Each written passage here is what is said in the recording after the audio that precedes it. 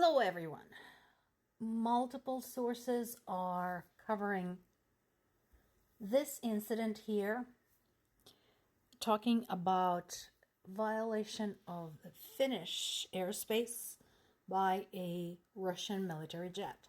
So the violation lasted all of 2 minutes. However, the Finns were not taking any chances. They have registered it and made it public. So my question is, and then what? Notice Finland is now a NATO member. So by flying into the Finnish territory, the Russian plane didn't just violate the airspace of Finland, it also violated NATO airspace. And again, my question is, so what? So in terms of military operations, 2 minutes is actually a fairly long time. So it's definitely enough time to ask the pilot of the airplane what he's doing there, expect an answer, ask again, and issue a warning, and possibly more than a warning. So I am waiting to see what will happen, if anything, as the result of it. This is another piece that is being covered across news sources. I picked Associated Press coverage just because it had a really good summary. So what's up with this? So if you think that the Azov unit group or Azov brigade sounds familiar, it's because it does. That was the elite group of Ukrainian special forces that participated in holding Mariupol to the very last second. They've also fought some of the hottest spots in the war, so they're well known. Now, in the past, foreign allies were not terribly supportive of the Azov Brigade because some of its founders, some, not all, and not the members, but the founders were extreme nationalists.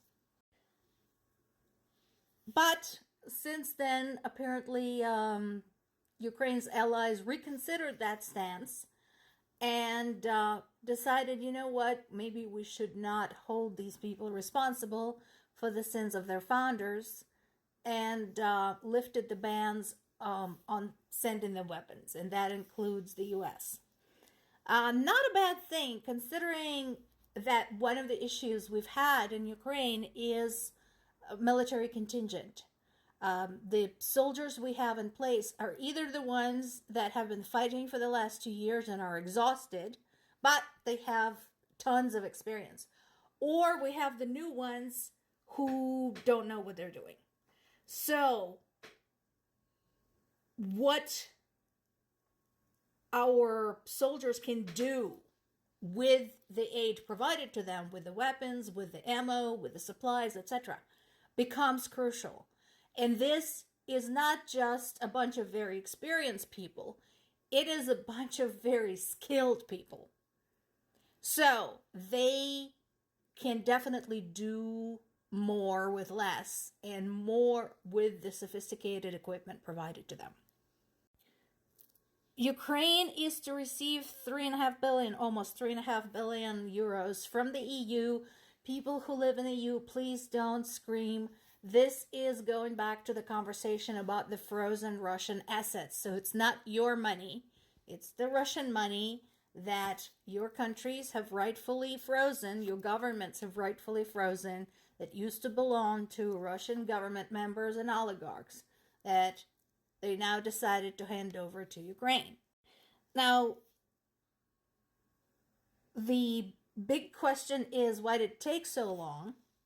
This should have been a no-brainer. And the second question is, why so little? As far as we know, there's like between 300 and 400 billion euros worth of frozen assets out there. So why such a tiny fraction? That's like 1%. What, Russia is less of a threat to you? Well, why is it less of a threat to you?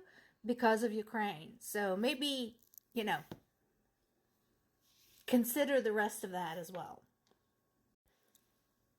We talked about the African elections and how it fit into the grand scheme of things, and here is why.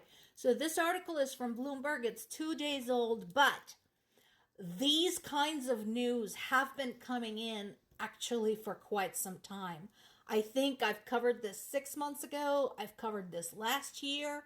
So this story about African men being sent to fight in Ukraine keeps popping up. So who are these people? Well, some of them are migrants. Some of them are seeking asylum in Russia because, unfortunately, there's nowhere else for them to go. And you can imagine how bad it must be for them at home if Russia is their asylum. Let that sink in for just 1 second. Which is why it is really important for global community to remember Africa and remember the importance of stabilizing Africa and improving living conditions in Africa.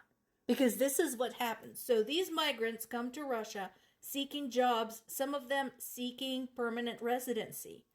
And they are promised those when they sign up to the army. And before they know, they're sent off to the Ukrainian front. The other group, who are not migrants, are students. Now that is an old tradition.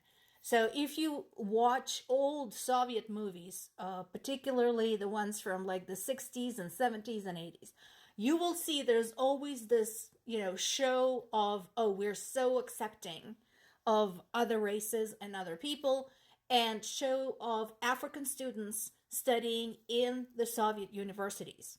So that was a thing.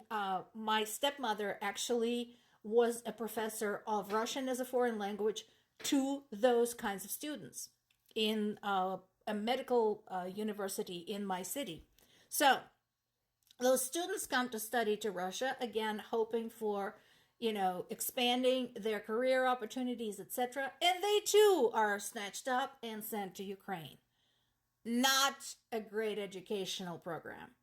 So it is no surprise that there have been some upheavals when it comes to the elections, specifically in South Africa, because people are noticing this shit. And they are saying, maybe we should not be friends with Russia. And then there's this is important. So we've talked about this before, how hard it is to be in the state of war and trying to satisfy the NATO and EU acceptance requirements and fighting corruption and trying to rebuild and trying to continue producing sufficient level of export products to maintain pre-war levels. One of the biggest problems is that Ukrainian cities are getting the shit bombed out of them. So people's homes are getting destroyed. People's workplaces are getting destroyed. Schools, hospitals, universities, kindergartens, offices, factories. It is all getting bombed. It is getting shelled all the time for hours on end. Literally ask any person living in a sizable Ukrainian city or town and they will tell you the same story. So the fact that some steps are being taken to protect the cities and to actually allow Ukrainians breathing room to rebuild is very significant. The question is when and how effective do we think it's going to be?